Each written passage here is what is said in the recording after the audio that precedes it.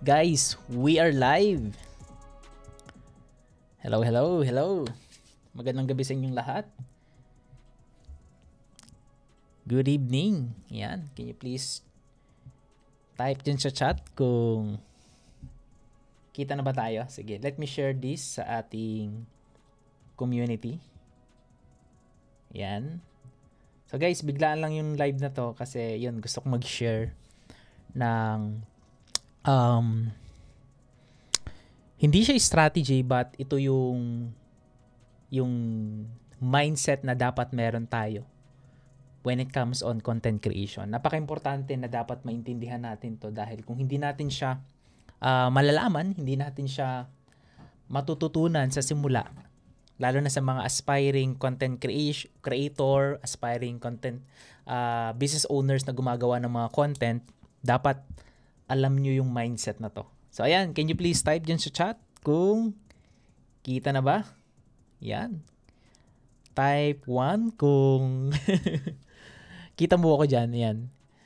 Kung saan ka ba nanonood? Saan ka ba nanonood ng ating live? Yan, before we start. No? Gusto ko mang malaman kung right now saan ka, what platform are you watching? Yan.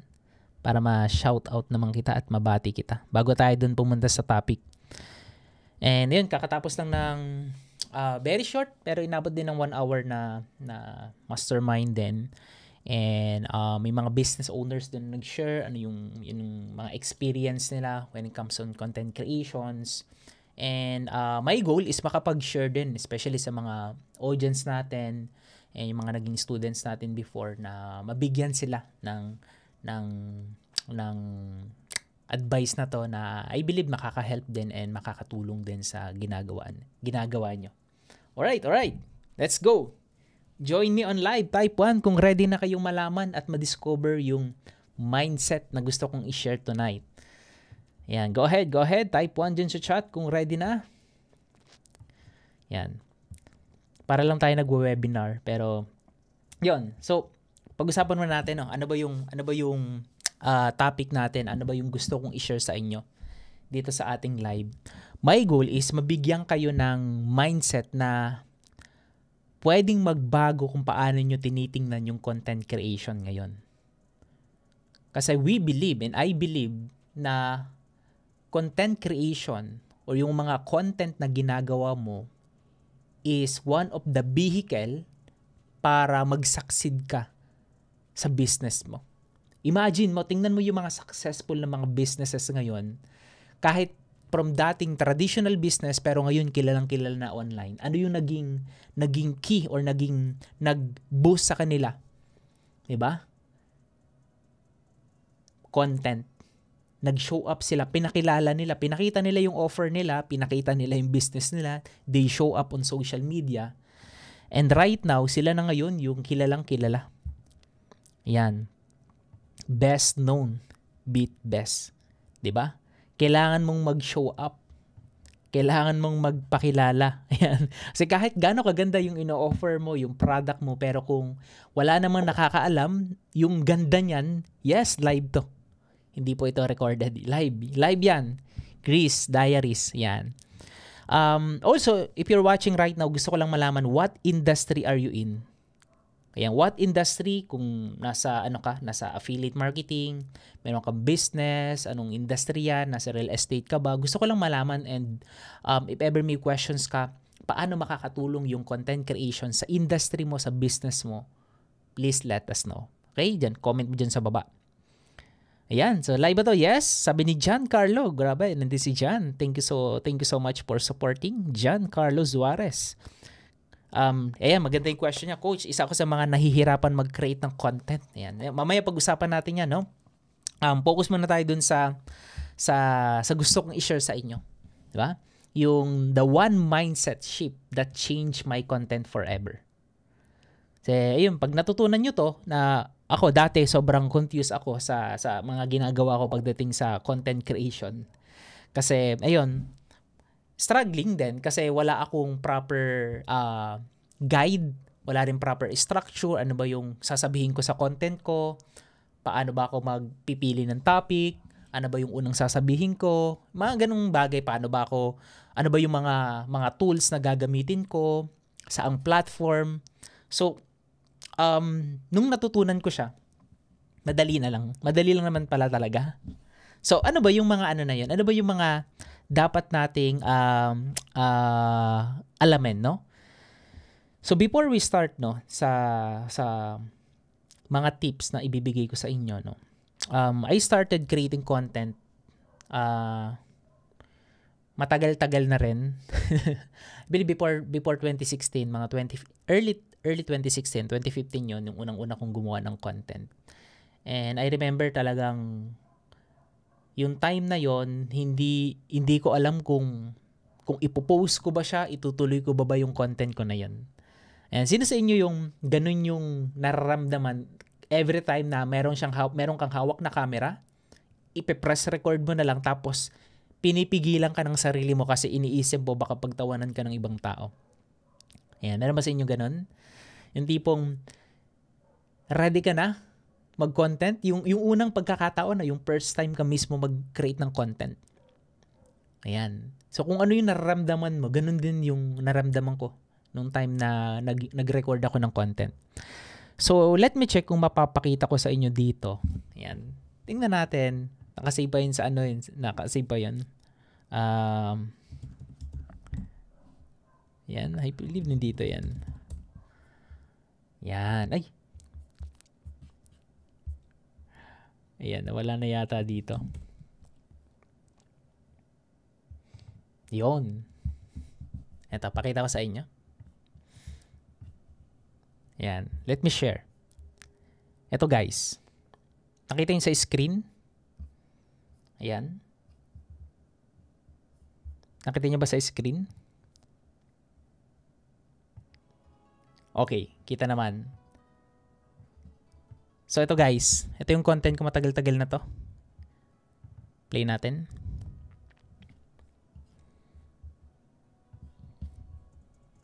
Ito guys. Tingnan nyo guys ito yung itsura ko dati nung unang kong mag-content. Ayan oh. Talagang hindi ko na i-play pero pakita ko na lang sa inyo fast forward. Yun yung una niyan. 3, 2.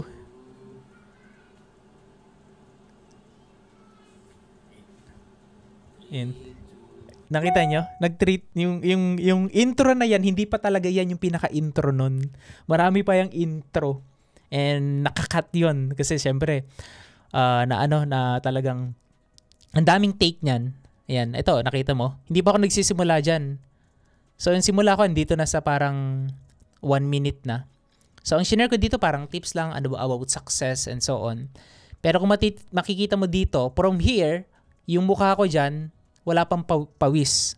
Pero habang 5 minutes lang to, tingnan mo, within 5 minutes, ayan oh. Grabe pawis ko diyan.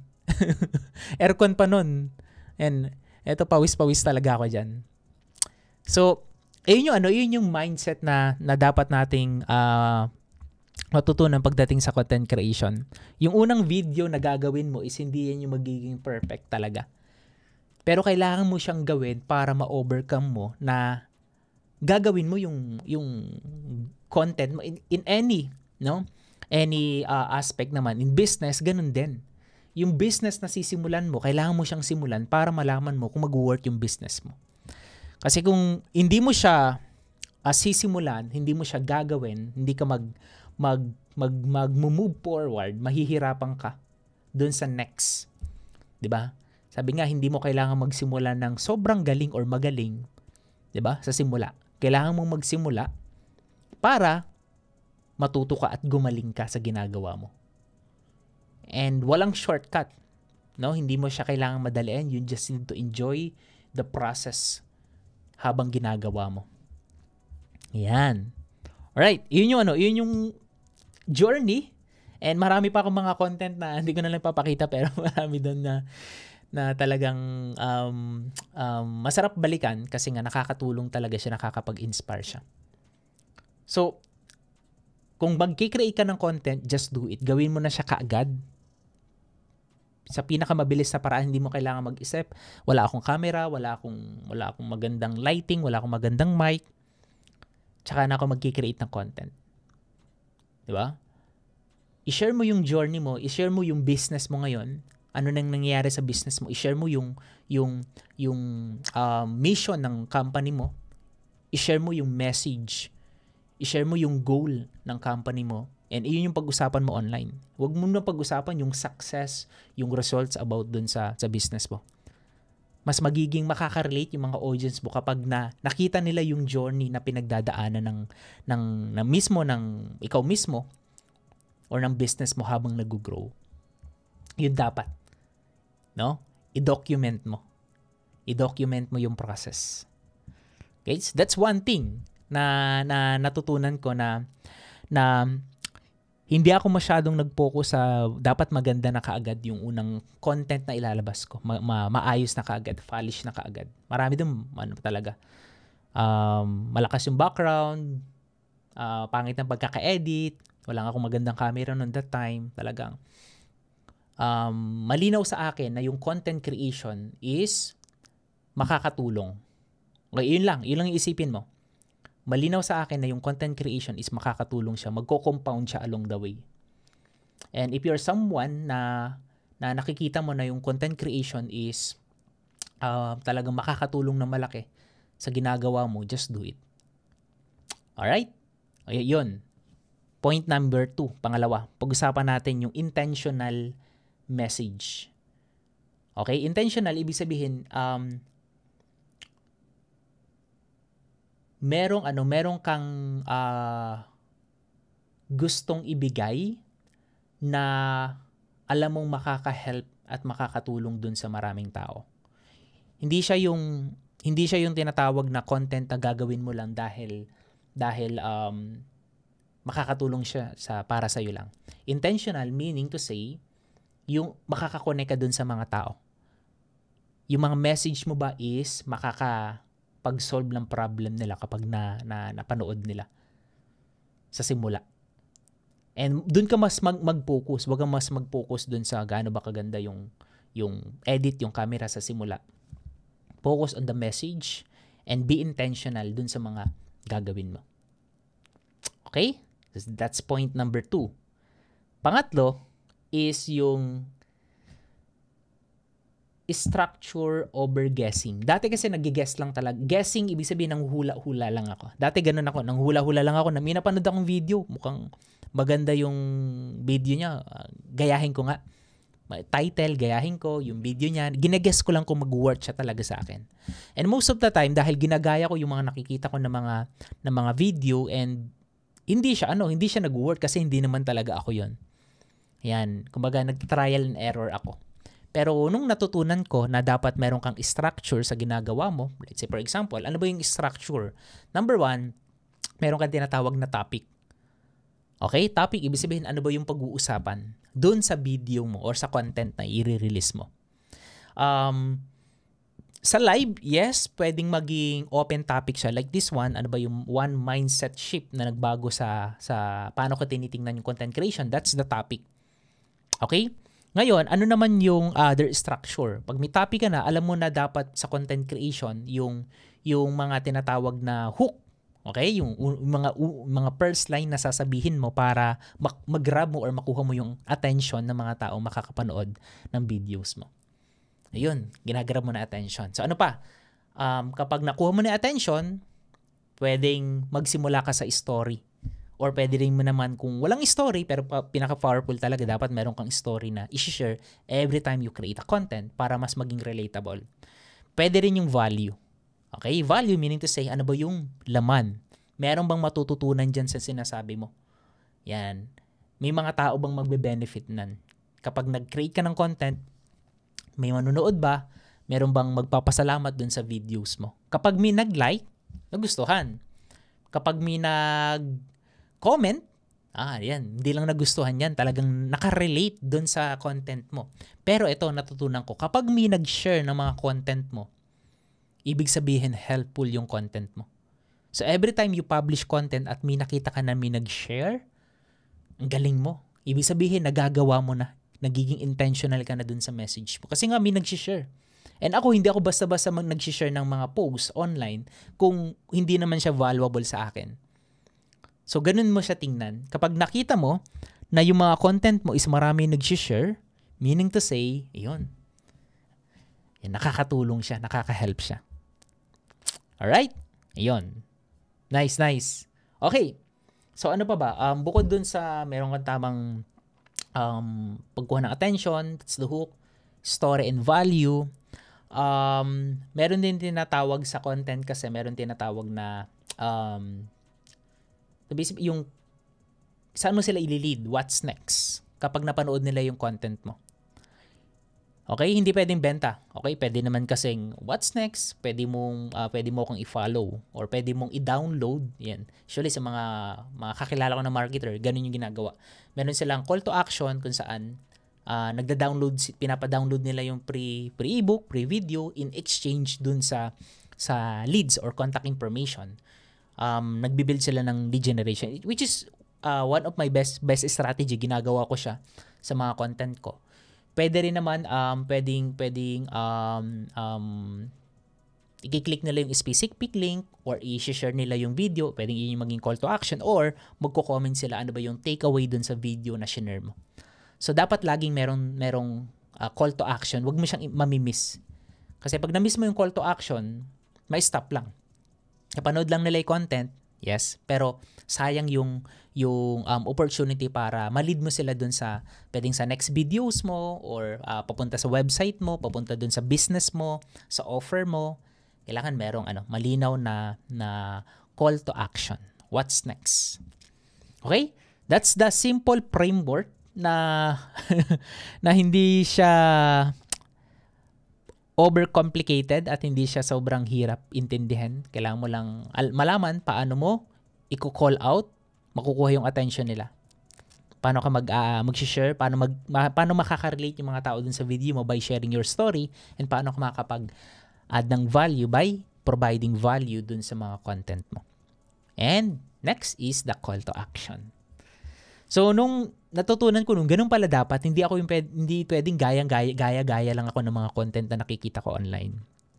Dapat laging merong intentional, meron din proper structure. And then I stick dun sa framework na yon or structure, and yun na yung mga content ko na nangyayari na dun sa mga dating walang pumapansin sa mga content ko. Makikita mo. Pakita ko sa inyo yung mga content ko na kukunti talaga ang views and nahihirapan akong i-grow. Pakita ko yung Facebook ko. Yan. That's my Facebook. Yan. Here we go. Dito, ito marami-rami na yung mga views nito kung i-compound natin to, hindi kagaya dati. Ito marami-rami na to, may mga tamang structure na to. Yan. Makikita mo 2.8. By the way, marami sa akin to ha. Hindi yung konti sa akin less than 100 yun. Nakita mo dito 3,000. Ito mayroon ng structure to. Yung mga content ko dito may structure. 200,000, 70K, 24K. Marami pa dito, 77K. Meron siyang proper meron siyang structure na talaga and intentional na dun sa message. So, yun yung natutunan ko, and I believe na makaka-help din siya sa inyo. Pero kailangan mo munang basagin yung ang belief na dapat gawin mo siya. Okay? Yun yung unang step. Gawin mo siya, ma-experience mo yung content creation, and yung pinaka-best strategy para magawa mo siya, just do it live. Mag-live ka. Ayan, yung una kong content, naka-live yun. So, nirecord ko lang sa cellphone ko, pero naka-live yun that time. So, yung kasi yung pinakamabilis na way para ma-overcome ko yung takot ko sa content creation. Kahit pinagpapawisan ako, sabi ko, itutuloy ko yung pagko-content. And right now, merong different type of content na pwede kang gawin, but I highly recommend kung nagsisimula ka, just start sa video type of content. Mga videos muna para mas mabilis kang makilala ng mga audience mo. Then, later on, gradually, sabayan mo siya ng mga different type of content, like yung mga written, picture content, ayan, mga content din yun. And I do written content din sa hindi lang sa Facebook, by the way, I do written content din sa website ko. Pero hindi lang gano'n na maintain kasi hindi na masyadong sikat yung pagbablog na. Dati sikat yun. Pero I started na mag-vlog din way back 2016. Ayan. Pero ayun, parang 5 years bago makakuha ng mga views. So maganda sa Facebook, pakita ko sa inyo guys, sa written content. Same structure, by the way, same structure. Kung ano yung structure ko sa video, in-apply ko sa written content and it helps. So, as you can see here, yan, pakita ko lang. Ito, pinost ko. 200 shares. Yan o, pakita ko sa inyo. And hanap pa tayo ng iba. Ayan. Yan. Pwede sa content na hindi pwedeng ano lang talaga. Dapat samahan mo rin ng journey, kung like yung mga activity or lifestyle content, nag-travel ka, family, ayan. Samahan mo. I think ito, nag-peak din to. Yeah, 300. Hindi masyado, pero dami na nun. Ayan, dami na nun. Ito, this one. 500. Ayan, meron pa dito. Ayan. Medyo madami, no? Ayun, no? Ito, nagustuhan ko to. 2.2, 350. And imagine ito. This one, nag-share, ibig sabihin naka-help. Yung mga naka-relate. Ayan, naka-relate. Marami. Diba? Yan, no? So, yun yung ano, yun yung isa sa mga, kumbaga, main drive na magpupush sa'yo dahil marami kang nai-inspire, na motivate and na-help sa ginagawa mo. Hindi lang siya talaga para sa'yo. So, gawin mo siya dahil hindi lang naman siya para sa'yo. Yung mga content na ginagawa mo, we believe and I believe na dami niyang matutulungan. Yan. One time, meron akong nabasa sa YouTube ko. Matagal-tagal na rin yun, way back pandemic pa. Sobrang depressed siya dun sa business niya, nahihirapan siya, so stress na siya, meron na siyang anxiety, talagang muntik na niya i-give up talaga yung business niya. And one time, napanood niya isang videos ko na naka-help para mag-survive yung business niya. Yung simple video lang na yon na na-share ko is na naka-help para magkaroon siya ng hope at masimulan niya ulit yung ginagawa niya and mapagpatuloy niya yung business niya. And yung bagay na yun, sobrang laki na nun. Di ba? Yung makatulong ka sa isang tao, tapos yung taong matutulungan mo is tumulong din sa ibang tao. It compounds. And ang dami nung pwedeng matulungan. Yan. So, that's the benefit of doing content. Pod sa na-enjoy mo siya, marami kang matututunan, marami ka rin na-inspire na mga kababayan natin. And yun, sobrang talaga ako, believer ng content creation. Okay? Value content creation. Hindi lang yung content na basta-basta. Okay? Value content na makakatulong sa mga kapwa natin business owners. Alright, so I hope this video helps you and inspire you to do more and create more. And kung nag-iisip ka paano ba magsisimula sa content creation, shoutout muna natin, no? Si Julius, si Charlene, si Jessa, DJ is watching. Thank you very much. Ayan. And si Jan, nasa freelancing daw. Direct selling and course selling. Nice. Grabe. Kawit na Cavite naman si Jessa. Ako po is from General Trias. So, for anyone here na gustong matuto ng content creations, merong dalawa na pwede kayong gawin. Number one, just do it. Na experience mo and i-trial and error mo and guessing dun sa mga matututunan mo, which is good. Dumaan ako dun. Pero it takes time and years of effort talaga ang kailangan mong bunuin para matuto ka. Pangalawa naman, you can participate and join sa mga training. And one of the best training na ma-recommend ko pagdating sa content creation is yung, ito pakita ko sa inyo. So let me share this link. Okay.